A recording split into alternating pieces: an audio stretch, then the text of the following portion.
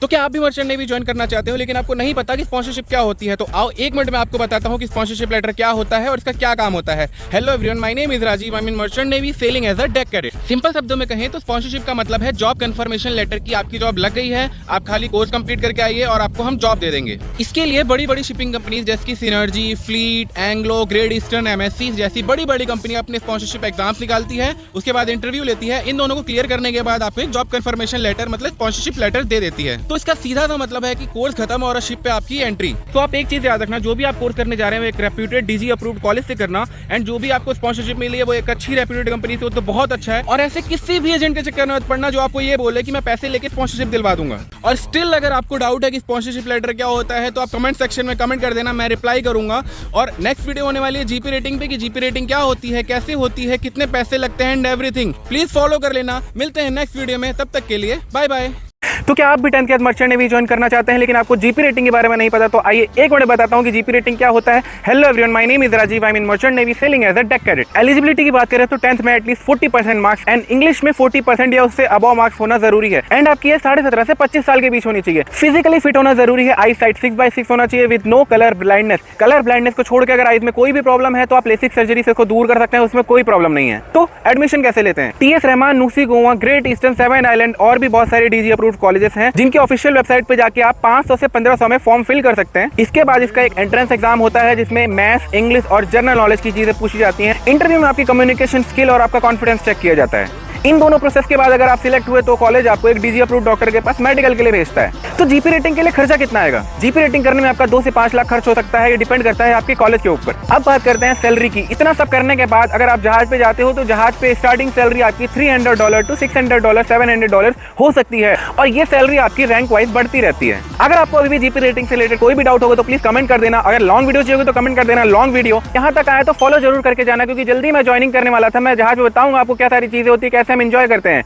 मिलते हैं next video में, तब तक के लिए बाय बाय। रुक जाओ, मर्चेंट नेवी ज्वाइन करना चाहते हो, 12th कंप्लीट या पेयरिंग में डायरेक्ट ऑफिसर बनना है, तो एक मिनट बताऊंगा आपको कि डीएनएस क्या होता है। Hello everyone, my name is Rajeev, I am in merchant navy sailing as a deck cadet. DNS diploma in nautical science 1 साल का कोर्स है, उसके बाद आप शिप पे जाओगे एज अ डेक कैडेट। उसके बाद 18 मंथ ऑन बोर्ड ट्रेनिंग के बाद आपको सेकंड मिड का एग्जाम देना होगा। एलिजिबिलिटी की बात करें तो 3 सबसे इंपॉर्टेंट टॉपिक है। पहला, फिजिक्स, केमिस्ट्री, मैथ में 60% एग्रीगेट या उससे ज्यादा, एंड इंग्लिश में 60% मार्क्स या उससे ज्यादा होना इंपॉर्टेंट है। सेकंड है आईएमए में एक अच्छी रैंकिंग, जिसका फॉर्म लाइव है, 24 अप्रैल लास्ट डेट है, उससे पहले फिल कर लेना। थर्ड थिंग है स्पॉन्सरशिप बिफोर ज्वाइनिंग। इसके ऊपर ऑलरेडी एक वीडियो डाल रखी है, आप लोग प्रोफाइल में जाके चेक कर सकते हैं। तो डीएनएस की फीस कितनी होती है? फीस डिपेंड करती है कॉलेज पे, लेकिन अप्रोक्सीमेटली 4 to 8 लाख लग सकता है। एज अ डेक कैडेट आप जाते हैं तो $300 से $700। प्रमोशन के बाद थर्ड ऑफिसर की सैलरी $2000 से $2500, सेकंड ऑफिसर की सैलरी $3500 से $4500, चीफ ऑफिसर की सैलरी $7 से $10,000 और कैप्टन की सैलरी $10,000 से $15,000 हो सकती है। भाई इसको इंडियन रुपीस में कन्वर्ट करोगे तो धागे खुल जाएंगे। अब इससे ज्यादा और क्या मोटिवेशन चाहिए? तो डीएनएस से रिलेटेड कोई भी डाउट होगा तो प्लीज कमेंट कर देना। लॉन्ग वीडियो चाहिए तो लिख देना लॉन्ग वीडियो। शिपिंग से रिलेटेड कैसे ज्वाइन करना है और जहाज पे जाने के बाद कितने मजे आते हैं, ये सारी चीजें देखने के लिए जल्दी मैं शिप ज्वाइन करने वाला हूँ।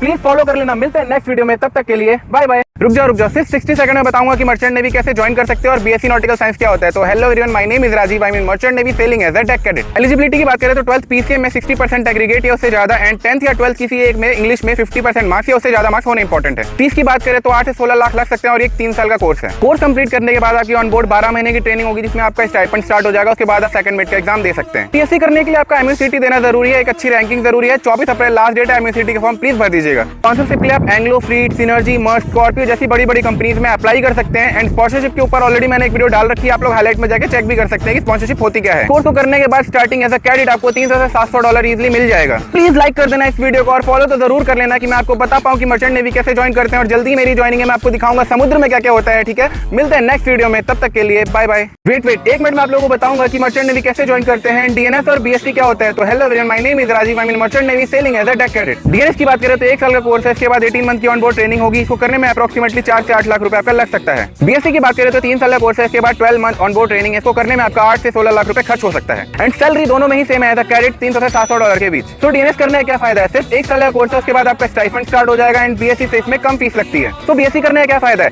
देखो, विदाउट स्पॉन्सरशिप मैं किसी को रिकमेंड नहीं करता हूँ कि कोई भी कोर्स जाके करे, लेकिन मान लो आपके पास स्पॉन्सरशिप नहीं है लेकिन आईएमयूसीटी में एक अच्छी रैंकिंग है, तो top colleges like Tolani, Anglo, Samudra, TS Rahman, IMU campus, TS Chanakya जैसे अच्छे कॉलेज में एडमिशन लेने के बाद 3 साल आप वहां पे रहोगे तो कैंपस प्लेसमेंट में कहीं ना कहीं वो लोग एडजस्ट डीएनएस करवा देते हैं, हाँ, लेकिन रिस्क रहता है। आप डीएनएस में 1 साल का 8 लाख रुपए देंगे, वहीं आप बीएससी में 3 साल का 15 से 16 लाख रुपए देंगे, लेकिन 3 साल में आप लोग सीखोगे भी तो ज्यादा, जो कि ऑन बोर्ड आपके काम आएगा। So what's your opinion and what's your doubt, please comment में बताना। जल्दी ही मैं शिप ज्वाइन करने वाला, तो समुद्र में क्या क्या होता है सारी चीजें आपको दिखाऊंगा, तो प्लीज फॉलो कर लेना। मिलते हैं नेक्स्ट वीडियो में, तब तक के लिए बाय बाय।